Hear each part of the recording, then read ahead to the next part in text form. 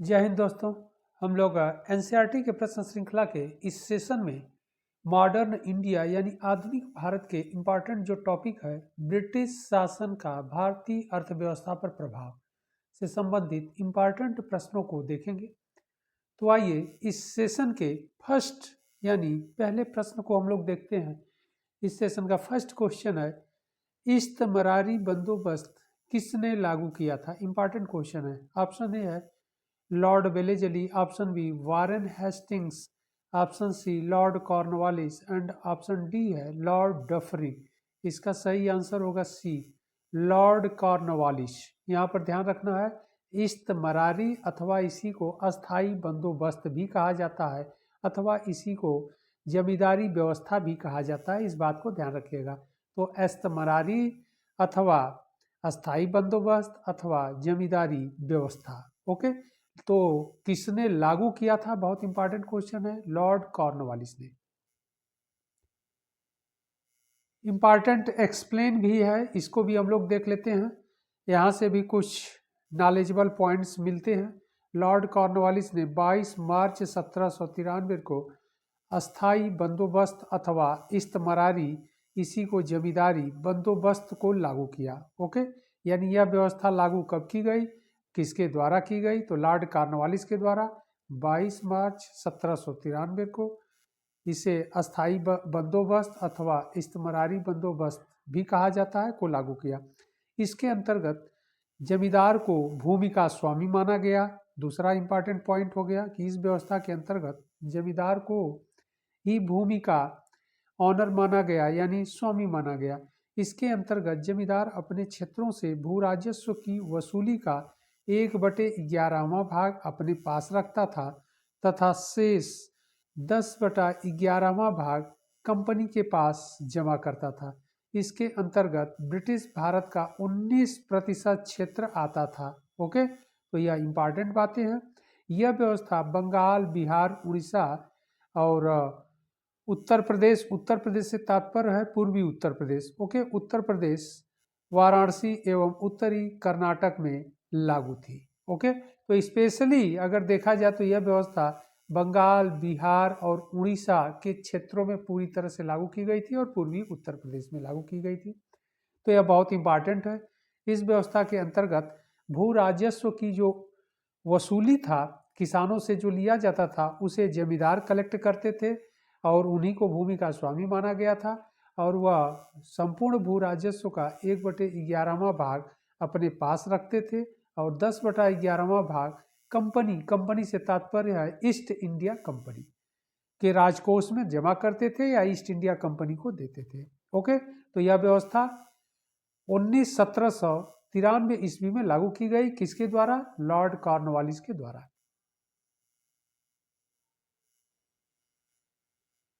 अगला प्रश्न है प्रश्न संख्या 2, क्वेश्चन नंबर 2। कह रहा है सर थॉमस मुनरो किस भू राजस्व बंदोबस्त से संबंधित थे? यह भी इंपॉर्टेंट क्वेश्चन है। ऑप्शन ए कह रहा है अस्थाई बंदोबस्त, ऑप्शन बी महालवाड़ी बंदोबस्त, ऑप्शन सी रैयतवाड़ी बंदोबस्त और ऑप्शन डी कह रहा है उपर्युक्त में से कोई नहीं। इसका सही आंसर होगा सी, रैयतवाड़ी बंदोबस्त से रिलेट थे या संबंधित थे सर थॉमस मुनरो। एक्सप्लेन को भी हम लोग देख लेते हैं, नॉलेजेबल है। सर थॉमस मुनरो व कर्नल रीड रैयतवाड़ी व्यवस्था का जन्मदाता माना जाता है। इस व्यवस्था में भूमि पर खेती करने वाला भूमि का स्वामी होता था, जो सरकार को भूमि कर देने के लिए उत्तरदायी था। सर्वप्रथम कर्नल रीड ने 1792 ईस्वी में 1792 ईस्वी में मद्रास के बारामहाल क्षेत्र में लागू किया। ओके, भू राजस्व संबंधित आरंभिक प्रयोगों के पश्चात 1820 ईस्वी में इसे मद्रास, बंबई एवं असम के अधिकांश भागों में लागू किया गया। ओके, रैयतवाड़ी व्यवस्था में ब्रिटिश भारत का 51 यानी 51% क्षेत्र शामिल था। तो यह क्वेश्चन भी बहुत इंपॉर्टेंट है। एक्सप्लेनेशन भी नॉलेजेबल है, इसको अच्छे से आप लोग देखिएगा। ओके, रैयतवाड़ी व्यवस्था दक्षिण भारत में लागू की गई और सर्वप्रथम मद्रास के बारामहाल क्षेत्र में लागू किया गया। ओके, बढ़ते हम लोग अगले प्रश्न की ओर। क्वेश्चन नंबर 3, प्रश्न संख्या 3 कह रहा है महालवाड़ी व्यवस्था को किस क्षेत्र में लागू किया गया था? ऑप्शन ए है Punjab, option B Maharashtra, option C Madras एवं असम एवं एंड ऑप्शन डी कह रहा है इनमें से कोई नहीं। तो इसका सही आंसर होगा पंजाब के क्षेत्रों में। सबसे इंपॉर्टेंट क्वेश्चन है, बहुत कई बार आपसे एग्जाम में पूछा गया है। आइए इसके एक्सप्लेन को भी हम लोग देख लेते हैं। महालवाड़ी व्यवस्था का सूत्रपात सर्वप्रथम हॉल्ट मैकेंजी ने 1819 ईस्वी में किया। इस व्यवस्था में भूमि कर की इकाई कृषक का खेत नहीं अपितु ग्राम अथवा महाल होता था। ओके, यानी जो क्षेत्र था उसे महाल में बांटा गया था, जिसे ग्राम भी कहा जाता था, विलेज भी कहा जाता था। और महाल अथवा विलेज के लोग सम्मिलित रूप से भूमि कर देने के लिए उत्तरदायी होते थे। इसके अंतर्गत उत्तर प्रदेश से तात्पर्य है पश्चिमी उत्तर प्रदेश, ओके, और मध्य प्रांत और पंजाब आदि के क्षेत्रों में शामिल थे, आदि का क्षेत्र शामिल था। महालवाड़ी व्यवस्था ब्रिटिश भारत के 30% क्षेत्रों पर लागू थी। सन 1833 ईस्वी में मार्टिन बर्ड द्वारा पहली बार लगान तय करने के लिए मानचित्रों तथा पेंजियनों यानी रजिस्टर्स का प्रयोग किया गया। तो पहली बार रजिस्टर्स का प्रयोग किया गया और मानचित्रों का प्रयोग भी किया गया। तो बहुत इंपॉर्टेंट क्वेश्चन है। तो इस प्रकार 3 व्यवस्थाएं लागू की गई थी, जो है जमींदारी व्यवस्था और रैयतवाड़ी व्यवस्था और महालवाड़ी व्यवस्था। ओके, बढ़ते हम लोग अगले प्रश्न की ओर। प्रश्न संख्या 4, क्वेश्चन नंबर 4 कह रहा है निम्नलिखित में से कौन दादा भाई नौरोजी के धन के निष्कासन सिद्धांत यानी ड्रेन ऑफ वेल्थ थ्योरी में विश्वास नहीं करता था? ऑप्शन ए है बाल गंगाधर तिलक, बाल गंगाधर तिलक तो करते थे। ऑप्शन बी कह रहा है आरसी दत्त, यह भी करते थे। ऑप्शन सी कह रहा है एम जी रानाडे, यह भी करते थे। ऑप्शन डी कह रहा है सर सैयद अहमद खां, यह नहीं करते थे। ओके, इनका मानना था, सर सैयद अहमद खां का मानना था कि ब्रिटिश कंपनी के साथ रहने पर ही इस मुस्लिम धर्म के लोगों का या मुस्लिम लोगों का विकास होगा अच्छी तरह से। ओके, इसलिए वह इस थ्योरी में विश्वास नहीं करते थे। एक्सप्लेन को भी देख लेते हैं हम लोग। सर सैयद अहमद खां ब्रिटिश शासन के प्रति निष्ठावान थे। ओके, तो यहाँ पर क्या है कि ब्रिटिश शासन व्यवस्था के प्रति यह निष्ठावान थे। उनका मानना था कि अंग्रेजों के सहयोग से भारत में मुसलमानों के सामाजिक और आर्थिक विकास में सहायता मिलेगी। अतः वे दादा भाई नौरोजी के धन निष्कासन सिद्धांत यानी ड्रेन ऑफ वेल्थ थ्योरी में विश्वास नहीं करते थे। सर सैयद अहमद खान ने 1875 ईस्वी में मोहम्मडन एंग्लो ओरिएंटल कॉलेज की स्थापना की, जो 1920 ईस्वी में अलीगढ़ मुस्लिम विश्वविद्यालय के रूप में परिवर्तित हो गया। ओके, 1875 में इसकी नींव रखी। 1875 में उसका नाम था, प्रारंभिक नाम मोहम्मडन एंग्लो ओरिएंटल कॉलेज, और यही आगे चल करके 1920 में यानी 1920 ईस्वी में अलीगढ़ मुस्लिम विश्वविद्यालय के रूप में परिवर्तित हो गया। ओके, बढ़ते हम लोग अगले प्रश्न की ओर। अगला प्रश्न है प्रश्न संख्या 5, question number 5 poverty and un British rule in India नामक पुस्तक किसने लिखी? क्वेश्चन बहुत इंपॉर्टेंट है, कई बार एग्जाम में पूछा गया है। ऑप्शन ए है अमर्त्य कुमार सेन, ऑप्शन बी कह रहा है रमेश चंद्र दत्त, ऑप्शन सी है Gopal Krishna Gokhale and option D कह रहा है दादा भाई नौरोजी। इसका सही आंसर होगा डी, दादा भाई नौरोजी की यह पुस्तक है poverty and un British rule in India. Okay, explain को भी हम लोग देख लेते हैं। दादा भाई नौरोजी ने भारत की गरीबी के लिए ब्रिटिश आर्थिक नीतियों को उत्तरदायी माना। भारतीय धन के बहिर्गमन की ओर लोगों का ध्यान आकर्षित करने का प्रथम प्रयास दादा भाई नौरोजी ने ही किया। कालांतर में दादा भाई नौरोजी ने अपने कुछ निबंधात्मक लेखों जैसे poverty and un British rule in India 1867 में प्रकाशित किए और the wants and means of India 1870 यानी 1870 ईस्वी में प्रकाशित किए द्वारा धन के निष्कासन सिद्धांत की इन्होंने व्याख्या की। यानी ब्रिटिश सरकार के द्वारा या ईस्ट इंडिया कंपनी के द्वारा जो धन से भारत से धन का दोहन किया जा रहा था उसकी इन्होंने आलोचना की इन अपने पत्रों के माध्यम से। ओके, अगला प्रश्न है प्रश्न संख्या 6, क्वेश्चन नंबर 6। कराए असम में सर्वप्रथम चाय कंपनी की स्थापना कब हुई? Okay, first time tea company की स्थापना कब हुई?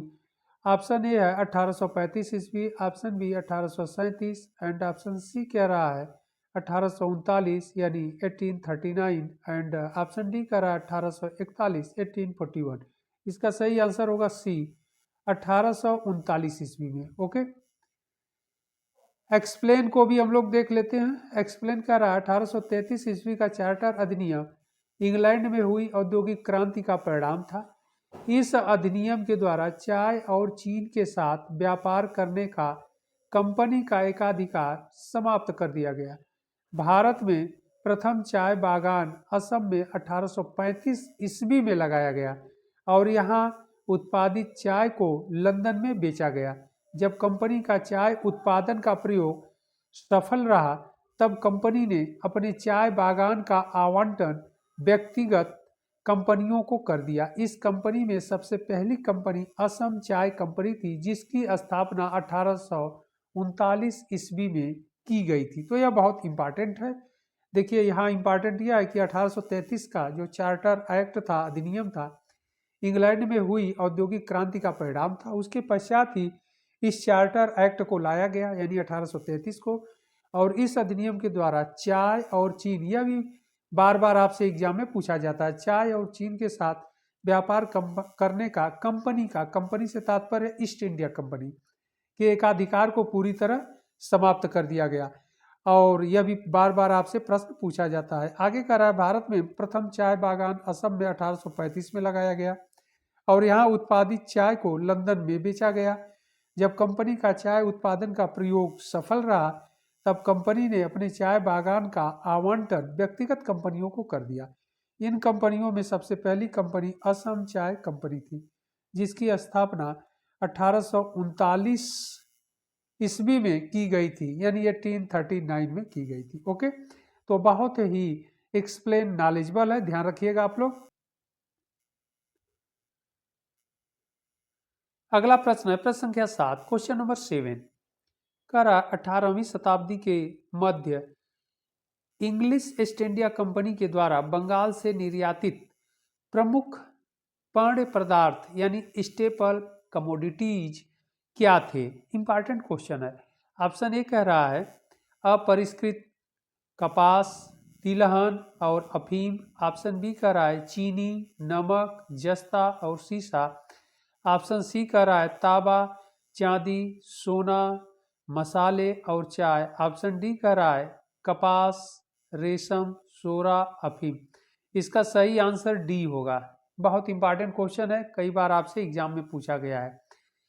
ईस्ट इंडिया कंपनी कपास, रेशम से तात्पर्य कच्चा रेशम, सोरा और अफीम ओके का भारत से यानी बंगाल से निर्यात करते थे। तो यह बहुत इंपॉर्टेंट क्वेश्चन है। एक्सप्लेन को भी हम लोग देख लेते हैं, नॉलेजेबल है। 18वीं शताब्दी के मध्य में इंग्लिश ईस्ट इंडिया कंपनी भारतीय वस्तुओं के व्यापार में प्रमुख प्रतिभागी थी जिसमें बंगाल निर्यातक वस्तुओं का महत्वपूर्ण स्रोत था। इन निर्यात की जाने वाली वस्तुओं में कपास, रेशम, सोरा और अफीम प्रमुख थे। 18वीं शताब्दी उत्तरार्ध में नील भी निर्यात का एक महत्वपूर्ण वस्तु हो गई थी। ओके, तो यह इंपॉर्टेंट क्वेश्चन था। बढ़ते हम लोग अगले प्रश्न की ओर। प्रश्न संख्या 8, क्वेश्चन नंबर 8 कह रहा है ब्रिटिश भारत में सैन्य बल पर केंद्रीय राजस्व का कुल कितना प्रतिशत व्यय होता था? ऑप्शन ए कह रहा है 40%, option B 45%, option C 50% and option D 55%। इसका सही आंसर होगा ये 40%। एक्सप्लेन को भी हम लोग देख लेते हैं। सेना भारत में कंपनी के शासन की रीढ़ थी। 1857 के बाद सेना का व्यवस्थित पुनर्गठन हुआ। ब्रिटिश भारत में सैन्य बल पर कुल खर्चा केंद्रीय राजस्व का 40% था। ओके।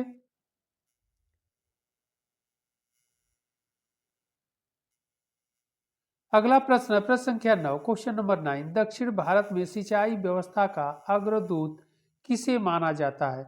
ऑप्शन ए है sir Arthur Cotton, option B colonel Baird Smith, and option C कह रहा है lieutenant Blane, and option D कह रहा है कर्नल रॉबर्ट स्मिथ।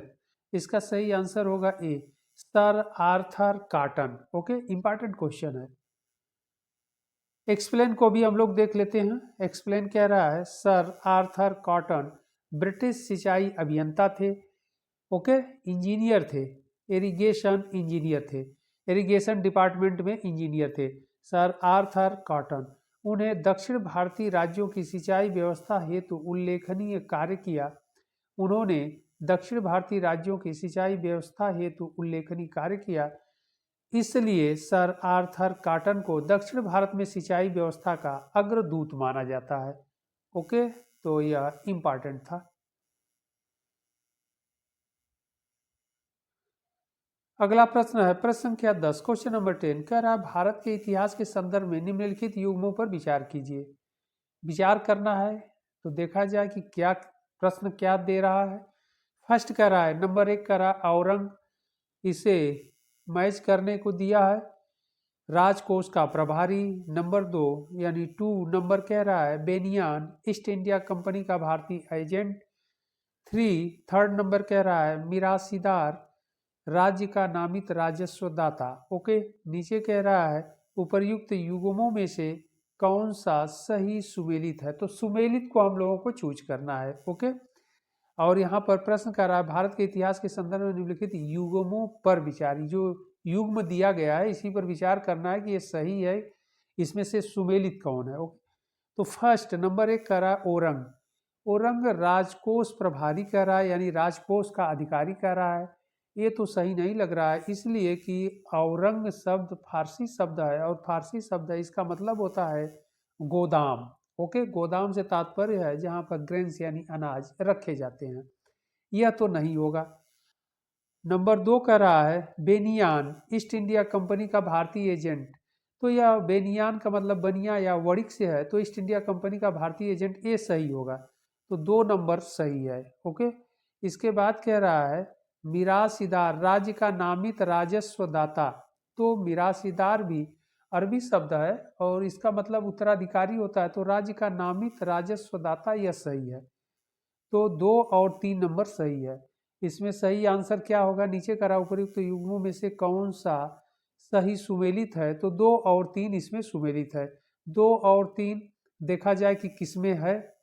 2 और 3 में ऑप्शन 2 और 3 ऑप्शन, एक कह रहा है 1 2 यह नहीं होगा, बी कह रहा है 2 3, इसका सही आंसर बी ही होगा। सी कह रहा है केवल 3, यह भी नहीं होगा। डी कह रहा है 1 2 और 3, यह भी नहीं होगा। ओके, एक्सप्लेन को भी हम लोग देख लेते हैं। कह रहा है औरंग फारसी का शब्द है जिसका अर्थ गोदाम होता है। ओके, जिसका अर्थ है गोदाम। यहाँ पर बिक्री से पहले माल का भंडारण किया जाता था। बेनियान यानी बनिया पारंपरिक वणिक समुदाय के व्यापारी थे जो ईस्ट इंडिया कंपनी के एजेंट के रूप में कंपनी एवं भारतीय कारीगरों के बीच मध्यस्थ का काम करते थे। मिरासी अरबी शब्द है जिसका अर्थ उत्तराधिकार होता है। ओके, रैयतवाड़ी प्रणाली में सरकार द्वारा मिरासीदारों को राज्य का इकलौता नामित राजस्व दाता माना गया है। ओके, तो इस प्रकार से मिरासी भी सही है और आपका बेनियान भी सही है। ओके, लेकिन औरंग यहाँ फारसी शब्द जिस पर हम लोग एक्सप्लेन भी किए हैं, यह गोदाम होता है, तो यह सही नहीं होगा।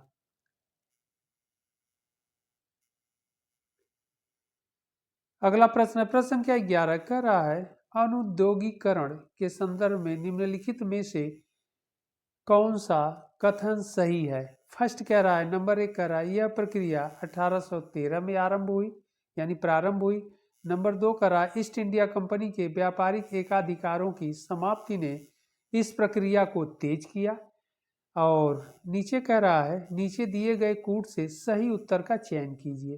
तो सही उत्तर का चयन करना है तो इसमें देख लिया जाए, प्रश्न को एक बार फिर देख लिया जाए, इंपॉर्टेंट क्वेश्चन है। अनुद्योगीकरण के संदर्भ में निम्नलिखित में से कौन से कथन सही है। नंबर 1 कह रहा है, फर्स्ट कह रहा है यह प्रक्रिया 1813 में प्रारंभ हुई, यह सही है। 1813 में प्रारंभ हुई तो यह एग्जैक्ट सही है। नंबर 2 कह रहा है ईस्ट इंडिया कंपनी के व्यापारिक एकाधिकारों की समाप्ति ने इस प्रक्रिया को तेज किया है, यह भी सही है। नंबर 2 भी सही है। इस प्रकार फर्स्ट एंड सेकंड दोनों सही है। ओके, कूट में देख लिया जाए, फर्स्ट और सेकंड कह रहा है ऑप्शन में कौन सही है। ऑप्शन ए कह रहा है केवल एक, यह नहीं सही होगा। ऑप्शन बी कह रहा है केवल 2, यह भी नहीं। ऑप्शन सी कह रहा है 1 और 2 दोनों, यह सही होगा। ऑप्शन डी कह रहा है न 1 न 2, यह भी नहीं होगा। इसमें एक्सप्लेन भी दिया गया है, नॉलेजेबल है, इसको भी हम लोग देख लेते हैं। भारत में अनुद्योगीकरण की प्रक्रिया 1813 ईस्वी के चार्टर एक्ट द्वारा कंपनी का भारतीय व्यापार का एकाधिकार समाप्त करने से शुरू हुई।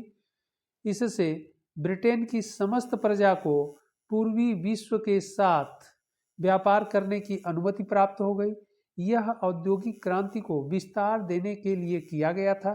इससे भारत ब्रिटिश उत्पादों का बाजार बन गया। ओके, यहाँ पर इंपॉर्टेंट क्या है कि भारत में अनुद्योगीकरण की प्रक्रिया 1813 के चार्टर एक्ट, जो ईस्ट इंडिया कंपनी का चार्टर एक्ट आया था 1813 में, इसी से प्रारंभ हुआ। क्योंकि इस चार्टर एक्ट के द्वारा यानी चार्टर अधिनियम के द्वारा जो कंपनी का भारतीय व्यापार का एकाधिकार था उसे समाप्त करने का, सीमित करने का फर्स्ट टाइम प्रयास किया गया। ओके, और इससे ब्रिटेन की समस्त प्रजा को, अब इससे लाभ क्या हुआ, लाभ यह हुआ कि ब्रिटेन के समस्त प्रजा को पूर्व के देशों यानी ईस्ट के देशों के साथ व्यापार करने की अनुमति प्राप्त हो गई और औद्योगिक क्रांति को विस्तार देने के लिए किया गया था।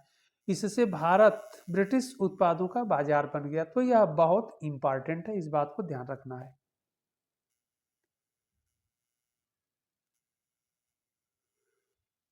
अगला प्रश्न, प्रश्न संख्या 12 कह रहा है शब्द इंपीरियल प्रेफरेंस का प्रयोग किया जाता था।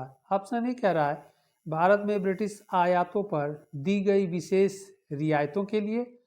ऑप्शन बी कह रहा है ब्रिटिश नागरिकों द्वारा किए जा रहे प्रजाति भेदभाव के लिए। ऑप्शन सी कह रहा है ब्रिटिश हित के लिए किए जा रहे भारतीय हित के दमन के लिए। ऑप्शन डी कह रहा है भारतीय रियासतों के राजाओं पर ब्रिटिश पॉलिटिकल एजेंटों को दी जा रही तरजीह यानी प्रेफरेंस के लिए।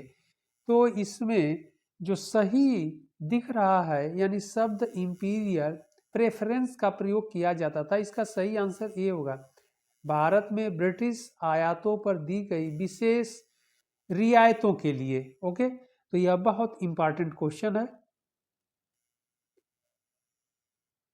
एक्सप्लेन को भी हम लोग देख लेते हैं।